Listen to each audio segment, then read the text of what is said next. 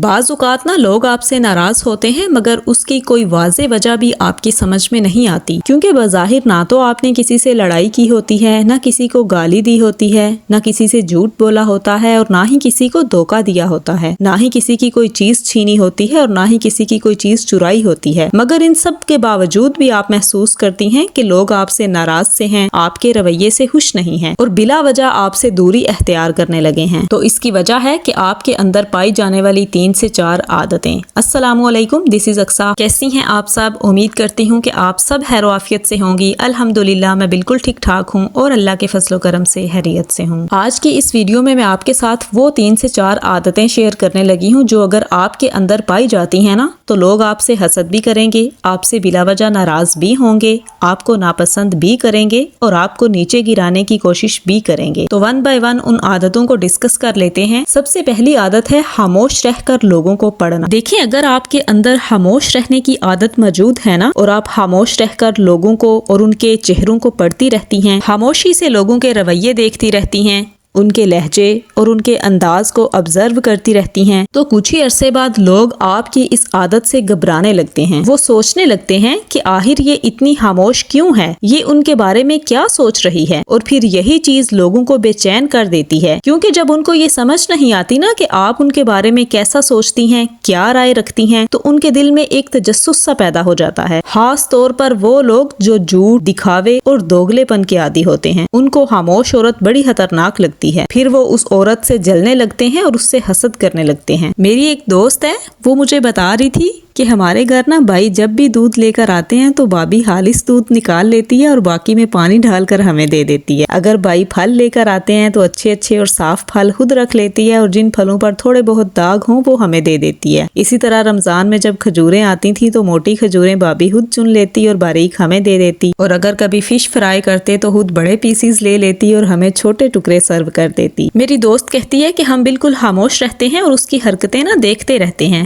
اور کبھی کبھی تو ہمیں ہنسی بھی آتی ہے کہ شاید اسے یہ لگتا ہے کہ ہم بہت سادہ ہیں اور ہمیں کچھ سمجھ نہیں آتا، حالانکہ ہمیں سب معلوم ہوتا ہے کہ دودھ میں پانی ملایا گیا ہے، ہمیں پتا ہوتا ہے کہ اچھے پھل الگ کیے گئے ہیں، اور یہ سب کچھ پتا ہونے کے باوجود ہم خاموش رہتے ہیں اور سب کچھ اگنور کرتے ہیں، اور ہم سوچتی ہیں کہ وہ اپنی چلاکی دنیا میں چلا رہی ہے تو چلا لے، ہم اپنا معاملہ اللہ کے سپرد کر دیتے ہیں۔ وہ دنیا کا خالص دودھ اور اچھے پھل لے رہی ہے تو اللہ تعالیٰ ہمیں جنت کا خالص دودھ اور اچھے پھلوں سے نوازے گا۔ تو اس کے بات کرنے کا مقصد یہ تھا کہ ہمیں دوسروں کی چلاکیاں سمجھ میں ضرور آتی ہیں مگر ہم اگنور کرتے ہیں اور خاموش رہتے ہیں، کیونکہ ہر چھوٹی چھوٹی بات پر بحث کر اور گھر میں لڑائی والا ماحول بنانا یہ کوئی اچھی عادت نہیں ہوتی، اور اللہ تعالیٰ کو بھی جھگڑالو انسان بالکل نہیں پسند۔ اور آپ یقین کریں کہ واقعی سورہ محمد میں نا اللہ تعالیٰ نے پرہیزگاروں سے جنت کا وعدہ کیا ہوا ہے، اور یہ بولا ہوا ہے کہ اس میں یعنی جنت میں ایسی پانی کی نہریں ہوں گی جو کبھی باسی نہیں ہوگا، ایسے دودھ کی نہریں ہوں گی جس کا مزہ کبھی نہیں بدلے گا، ایسی شراب کی نہریں ہوں گی جس کے پینے میں لذت ہوگی، اور ایسی شہد کی نہریں ہوں گی جو صاف کیا گیا ہوگا، اور پرہیزگاروں کے لیے ان میں ہر قسم کے پھل ہوں گے اور اپنے رب کی مغفرت۔ تو جب اتنا سب کچھ ہمیں ہمارا رب نواز رہا ہے تو پھر دنیا کی چھوٹی چھوٹی باتوں پر جھگڑا کیسا؟ تو اپنے ٹاپک پر واپس آتے ہیں۔